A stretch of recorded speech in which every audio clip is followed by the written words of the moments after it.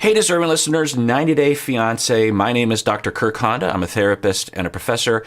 Keep in mind that everything that I say is completely speculative based on a reality TV show that they know they're being filmed and the editors are editing, so who knows what's really happening.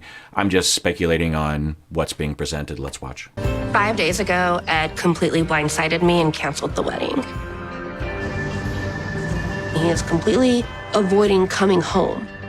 The other day, I didn't have enough notice to get childcare for my daughter and meet Ed at a bar. But today, Ed finally agreed to meet up with me at a more appropriate location so I can figure out what's going on. Okay, so this is a couple days later after he wanted to meet at a bar, and they are now meeting up for the first time after he called off the wedding and left and didn't talk with her. So it looks like they're still meeting in a public place, which I'm guessing is his idea. So we'll see how this goes. Hey, can I get you anything? Thank you. I definitely don't want my relationship to be over with Ed. Being in a committed relationship, you stick through it. Hard times, 100%. Okay, that's so hard.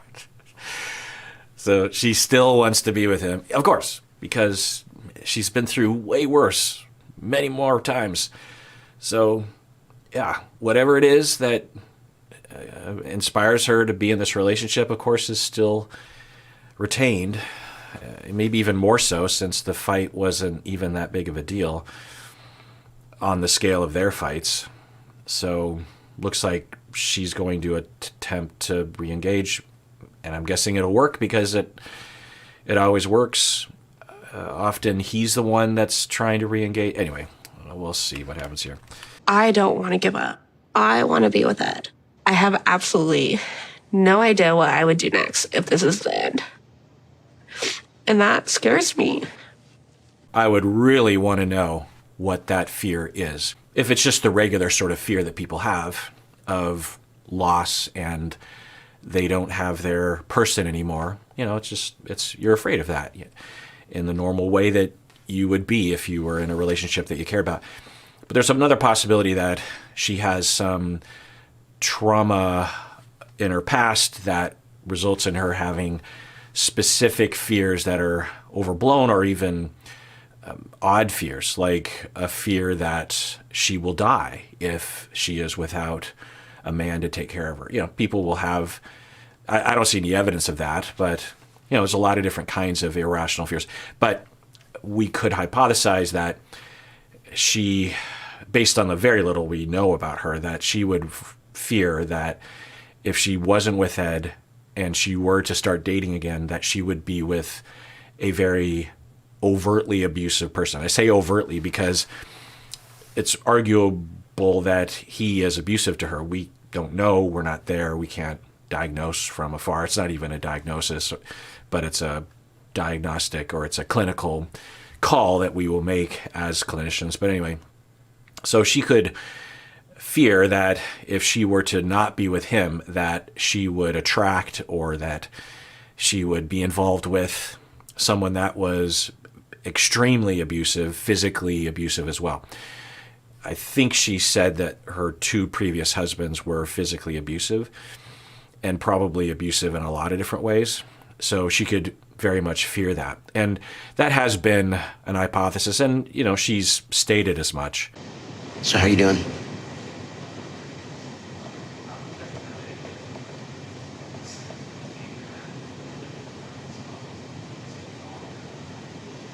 Well. Okay, so it's the opener. He says, "How you doing?" She doesn't reply. She looks like she's about to burst into tears. I want you to know that I think I've been kind of just looking for an excuse. To call off the wedding? Okay, he's making that face again. But yeah, I was wondering about that. And if that is true, then that would explain things. And it is surprising that he would even say it. I wonder if he truly is done or he's at a different phase, if he is better able to be reflective and self-aware and not blame her, because there seem to be some indications of that. He's not as fused, he's not as triggered, and therefore able to relax and actually look at the situation. We both have had marriages. And I know we wouldn't want to end in a divorce, and that's how I saw it happening, and I didn't want to do that to you. You know, don't you think that I should have known first? Okay, he's saying, I don't want to do that to you. If I were there, I'd be like, okay, but how do you feel?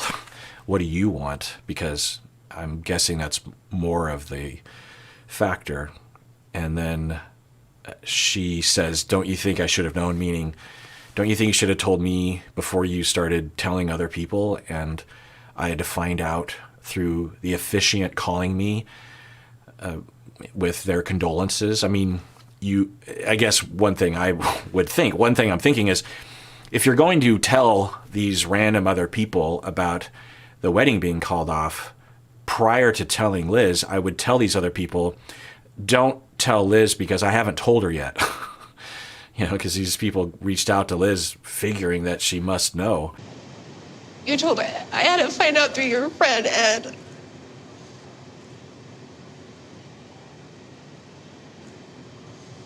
I know. I don't always handle things well. Okay. I'm not going to give 2 thumbs up. I'll give a thumbs up. I'll give a thumb up for the context. For the bigger picture, thumbs down. All right, the rest of this episode is just going to be for members of the YouTube channel. So if you want to watch this, become a member by clicking the join button below. Otherwise, please take care of yourself because you deserve it. You really, really do.